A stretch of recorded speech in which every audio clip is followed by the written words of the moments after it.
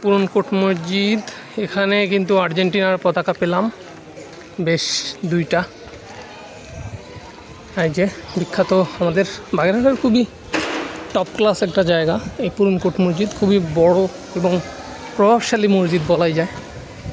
এই যে এখানে কিন্তু প্রচুর ও মাই গশ, দেখেন অবস্থা, সব কিন্তু আর্জেন্টিনার পতাকা। এই যে আর্জেন্টিনা, আর্জেন্টিনা, এই রোডে ওই যে দুইটা আর্জেন্টিনা।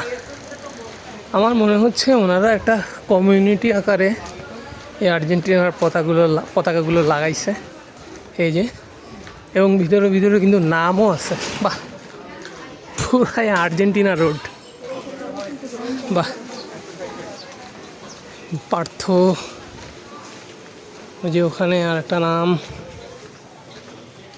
সম্ভবত ওই দোকানপাট সব বন্ধ। যে অনিক এই পতাকার নাম। আমরা সামনে যাই এবং পুরা রোডে কিন্তু পতাকা। বাহ, এখানে আমরা এখানেও আছে। যা বলছিলাম যে ওনারা সবাই কিন্তু একটা কমিউনিটি আকারে বন্ধু বান্ধব মিলে লাগাইছে। ব্রাজিলের পতাকা দেখতেছি না, এই যে মাসুদ রাজা দুইজন, রোডেও মেবি আছে। এই যে এখানে আর্জেন্টিনা, এই যে আর্জেন্টিনা, শেষ হচ্ছে না। এই যে আর্জেন্টিনা, এই যে আর্জেন্টিনা, পুরা দমে। এইটা হচ্ছে আমাদের বিখ্যাত রাহাতের মোড়। এইখানে অবশেষে ভিন্ন কিছু পতাকা পেলাম। ওটা মেবি ইরান, আর ওটা মেবি জার্মানি বা স্পেন। জার্মানি, না জার্মানি হবে। এই যে রাহাতের মোড় বলে এটাকে।